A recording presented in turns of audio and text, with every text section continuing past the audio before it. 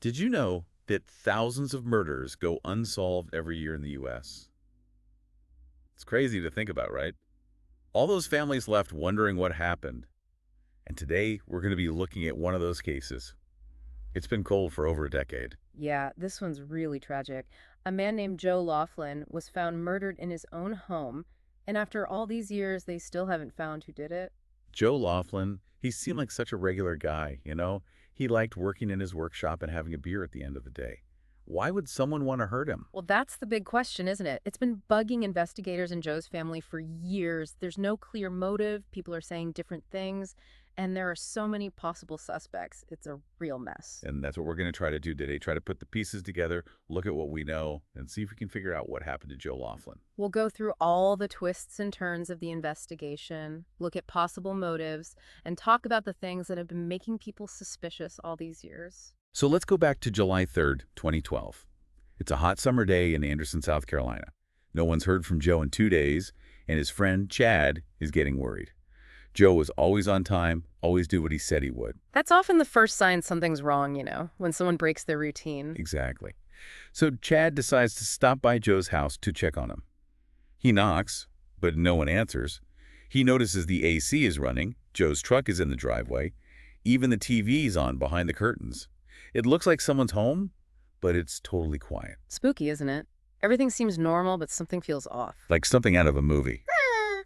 So later that day, Chad and his wife, Liddell, they go back to Joe's, and this time they call the sheriff's office. They just had a bad feeling, and it turns out they were right. The deputies get there, and right away they smell death. It's a sure sign that something terrible's happened. And inside, they find Joe's body in the living room. He'd been shot multiple times, in the back and torso. The place is a mess, furniture overturned, papers everywhere. It looks like there was some kind of fight. Yeah, the body, the gunshots, the signs of a struggle, it all points to something really violent, maybe even planned. His wallet's gone, but there's not much else of value there. Joe's family wasn't rich, and there was only like $100 in the safe.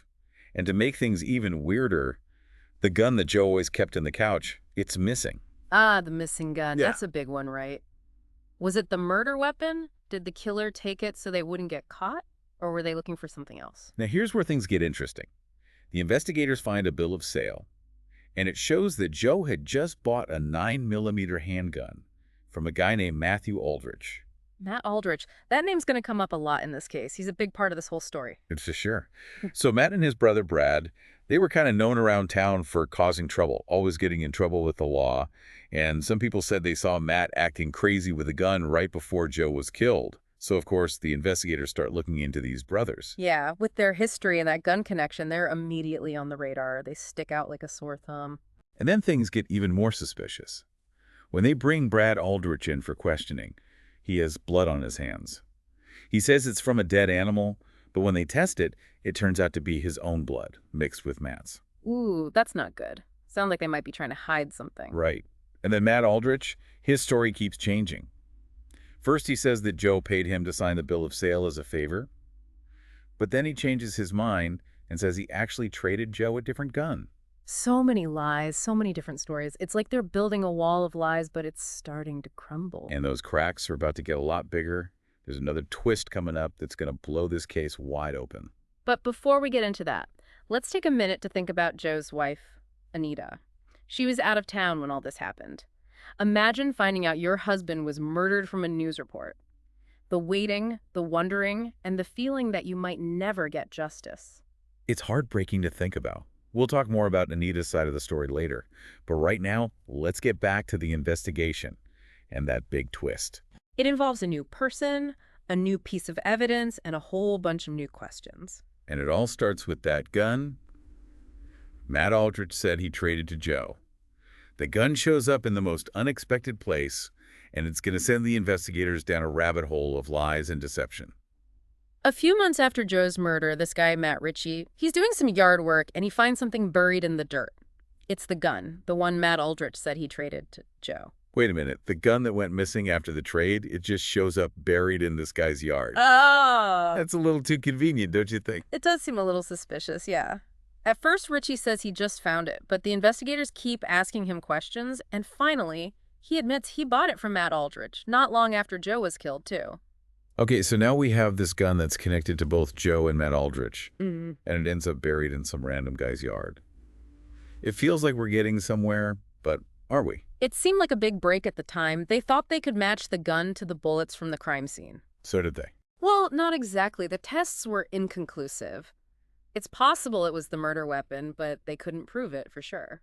Ugh, another dead end. It's so frustrating. You think you're close to the truth, and then it slips away. That's how it goes with cold cases a lot of the time. But even though the gun test didn't give them what they wanted, finding it and knowing Richie got it from Matt Aldrich, it adds another layer of suspicion. Absolutely. And speaking of suspicion, what about a motive?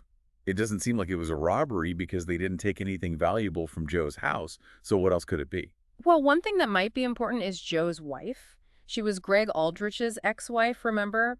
And there were some hard feelings between Joe and the Aldrich family. They Yeah. thought Joe was the reason Greg's brother killed himself. So there's history there, a reason for them to want revenge. That changes things. It could mean this wasn't just a random act, it was personal.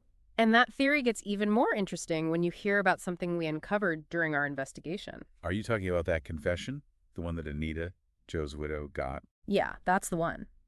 Someone in the Aldrich family, they were high on drugs, and they confessed to Anita that Greg and Matt were involved in killing Joe. They said they were hiding in the house, waiting for Joe to come home. Whoa, hold on. So they're saying that Greg and Matt were actually lying in wait for Joe?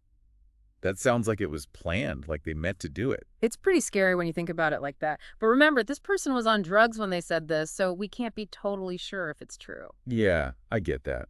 But even if some of the details aren't clear, the fact that they confessed at all, that they told Anita this, it means something. They felt guilty about it, like they had to get it off their chest. That's true. And it brings up another question. If they were hiding in the house, how did they get in? Anita told us that Joe kept a spare key hidden under the house. Only she, Joe, and their neighbor Carl knew about it. So maybe someone gave the Aldrich brothers the key. It's a scary thought, but it would explain how they got inside to attack Joe. It's definitely something to think about. If that's true, it means they really planned this out. It wasn't just a spur-of-the-moment thing. Okay, so we have a possible reason, revenge. We have a confession, even though we don't know how reliable it is. And we have a connection to the murder weapon. Though it's not clear-cut, it seems like we're getting closer, but there are still pieces missing. What happened to the Aldrich brothers after Joe's murder? Well, they kept getting into trouble, mostly with drugs. But then in 2018, something terrible happened. Brad Aldrich, he was on drugs and he killed his own mother and grandmother. He's in prison now, doing 40 years. That's awful. Makes you wonder if he was always capable of that kind of violence. If maybe he was involved with Joe's murder too. It does make you think. But Anita, who was actually friends with Brad, she's convinced he wasn't involved. She says it was Matt and Greg. But even if he didn't do it, maybe he knows something, right? He's Matt's brother. Maybe he heard something, saw something that could help us figure this out. It's possible. Sergeant Cash, he's the one working on the case now. He thinks so too. He's going to go talk to Brad in prison, see if he can get some information out of him. He's thinking that now that Brad's in prison for what he did, maybe he'll feel like talking, like he wants to clear his conscience. It might not work, but it's worth a shot. What do you think? Will Brad talk? Who knows? He might be scared of what Matt would do if he talked, or maybe he's still loyal to his brother. But there's always a chance that he feels guilty enough, especially now that he's in prison, to finally tell the truth.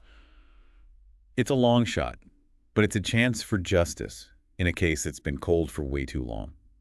It seems like Matt Aldrich is at the center of it all, right? The gun, the alibis that don't add up, selling yeah. the gun to Richie. But is it enough to actually get him? Sergeant Cash is trying to figure that out. He thinks Matt's the key to this whole thing, but without Matt confessing or more proof, it's tough. Like having a puzzle and you're missing a few key pieces. I bet it's driving them crazy. And for Anita, it's more than frustrating. It's not knowing. Imagine living with that for over 10 years, always wondering, thinking, what if? It just shows that these cases, they're not just puzzles. They're about real people and families who need answers. And that's why we're doing this, looking at this case with you. Sometimes a fresh perspective helps. Maybe someone will notice something that was missed before. Exactly. We've laid out the facts, the weird things, the questions that are still hanging out there. Now we want to hear from you. What do you think? Any theories? Any connections we haven't thought of? Maybe you remember something from back then, something small that could be important now.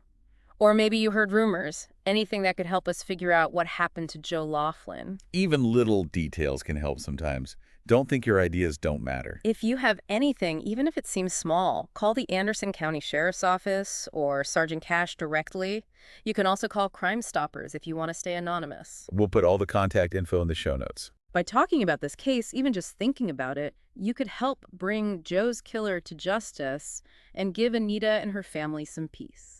We can't let Joe's story be forgotten. Tell people about it. Your friends, your family, anyone who might know something about Anderson. Sometimes one person speaking up can change everything. We've gone through all the dark parts of this case, the confusing evidence, the different stories. We talked about the possible reasons, the confession, and all the sadness that's come from this unsolved murder. We might not have all the answers, but we hope this has shown you just how complicated this case is and how important it is to find the truth. It's out there somewhere, the truth. Maybe, together, we can find it. Thanks for joining us on this deep dive. We'll be back next week with another case. Until then, keep thinking and stay curious.